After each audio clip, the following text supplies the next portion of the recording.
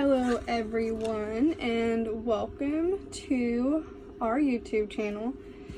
Chase isn't here with me right now, he's at work, but I really wanted to make a video about I guess infertility and the issues we're having with being able to conceive everything. So I wrote down pretty much like my story starting when I got put on birth control and when I found out that I had PCOS and things like that. So I'm just gonna jump right into it. I was a freshman in high school and it had some really awful pains in my stomach for like maybe a week, and it got so bad that I couldn't hardly lay down. So my mom and my grandma took me to the hospital thinking that it could have been my appendix and they didn't want it to get any worse. So I had a CAT scan done and the doctor came in and was like pretty much telling me that I had cysts on my ovaries, and that's why I was in so much pain, because one was rupturing.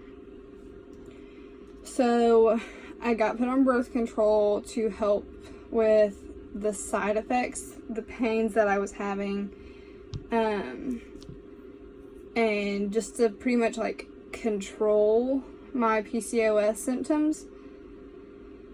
And I went through many different forms of birth control, different pills that I tried. I did the shot, and the shot pretty much messed up my kidneys, or it was messing up my kidneys whenever I was on it. They kept telling me I had kidney stones. That's why I was in pain at that point. And as soon as I stopped taking it, the pain stopped. I also ended up having mono one time when I was taking the pill, and it enlarged my spleen more than it was supposed to, so I had to stop taking that. So I haven't been on birth control since like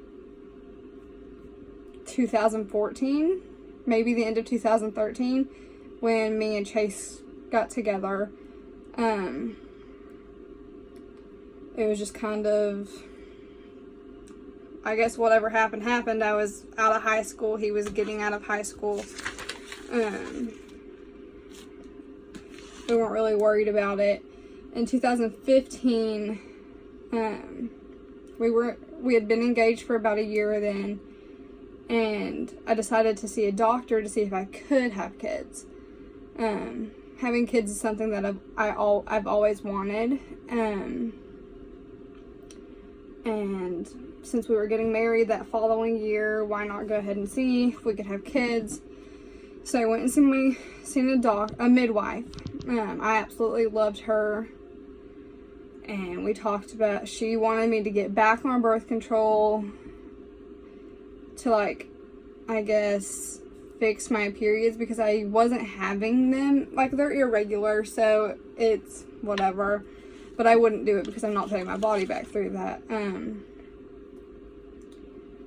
So in 2016, when we got married, is whenever we were really trying to start a family, and it just wasn't happening. Well, in 2017, I didn't have my period from February to the beginning of July. I got one at the end of July, and by taking Provera. So that was some really awful pain that I went through with that, because my body wasn't doing what it was supposed to. So then I started trying Clomid, and I failed rounds of that. That didn't help us conceive. So I kind of just stopped. In 2017, in August, I found out that I was pregnant. The day I found out I was pregnant is the day I started miscarrying. I had just started a new job. I was just been past my CNA exams. So lifting on these people and not having the help that I should have during work is what I'm thinking caused me to miscarry. I went to the hospital 3 times. I've had, during that miscarriage, it lasted about a week and a half. I had blood work every other day to check my levels. My levels weren't dropping like they were supposed to with a miscarriage, so they thought I was pregnant with twins. I don't know to this day if I was or not, if I miscarried 1, if I miscarried 2, if it was I don't know. They didn't do any ultrasounds, it was all just blood work. So that really took a toll on me and Chase. And it was awful. At the beginning of 2018, we moved to South Carolina. I no longer got to see that doctor. She was back in Kentucky. So it was just kind of, let's try, just, it happens when it happens at this point.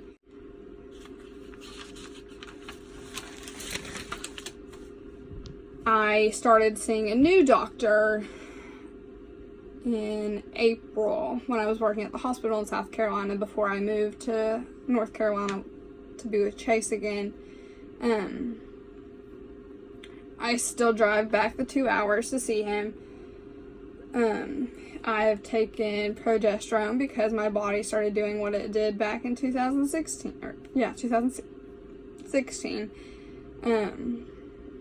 I just feel like my body's failing me. It's not letting me do what I want to do, or it's not letting me become a mom.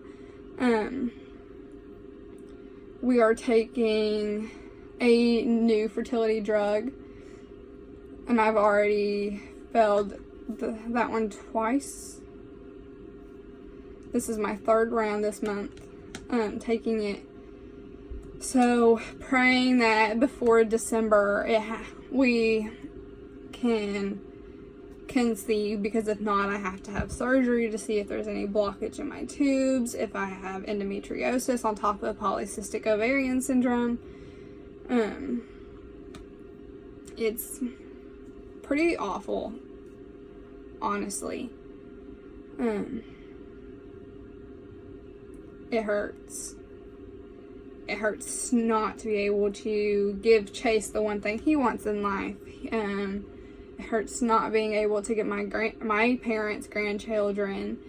So I'm just, at this point, we're just trying all the medicine that we can and praying, and I've been changing my lifestyle completely with my eating habits. I've been working out since the beginning of January. It's been off and on working out since moving to Charlotte, but I still try. I had somebody ask me how I coped with my miscarriage and how I didn't lose faith. I almost lost my faith. I almost lost faith in everything. It's hard. I take it day by day at this point. There are plenty of times that I've asked God, why won't you let me be a mom? Why isn't it happening for us? Why is it happening for all these high schoolers pretty much who just go out and are little party animals? And I know it's in God's timing, it'll happen. But I just turned 24. My goal after high school was to have 2 kids before I turned 25. I don't know if that's going to happen. I know if we don't get pregnant on our own, we're going to seek more infertility treatments such as IVF or adoption and fostering. I've had a couple people tell me they would be my surrogate if that was the case.